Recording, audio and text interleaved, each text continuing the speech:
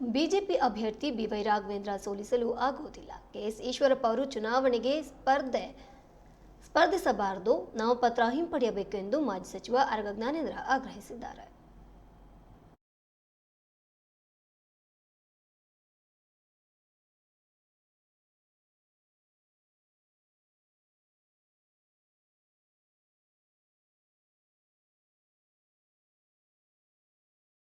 ಹೇಳಿ ವಿಧಾನಸೌಧದ ಒಳಗೆ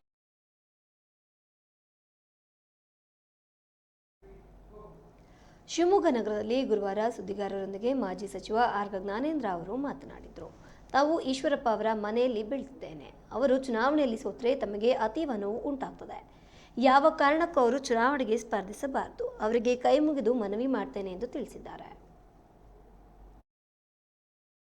ಈ ರೀತಿಯ ಸಂದೇಶವನ್ನು ಕೊಟ್ಟಿದ್ದಾರೆ.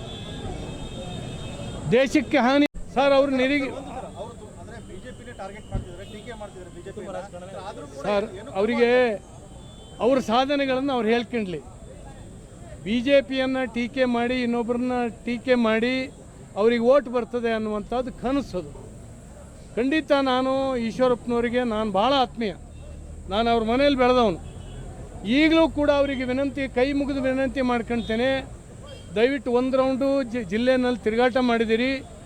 ನಿಮ್ಮ ಪರಿಸ್ಥಿತಿ ಏನು ಅಂತೇಳಿ ನಿಮ್ಗೆ ಗೊತ್ತಿದೆ. ಎಲ್ಲ ಬೂತಲ್ಲೂ ನಿಮ್ಮ ಚೀಟಿ ಹಿಡಿಯೋಕ್ಕೆ ಒಬ್ಬ ಏಜೆಂಟ್ ಕೂಡ ಇಲ್ಲ. ಆದ್ದರಿಂದ ನಿಮ್ಮಂಥ ಹಿರಿಯರು ಸೋಲಬಾರ್ದು.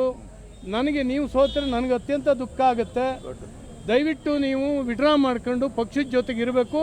ಪಕ್ಷ ಕಟ್ಟಿದವ್ರು ನೀವು ಪಕ್ಷದ ಜೊತೆಗೆ ಇರಬೇಕು. ನಿಮ್ಮ ಹೋರಾಟ ಏನಿದ್ರು ಪಕ್ಷದ ಆಂತರಿಕವಾಗಿ ನಡೆಸಬೇಕು ಅಂತ ವಿನಂತಿ ಮಾಡಿ.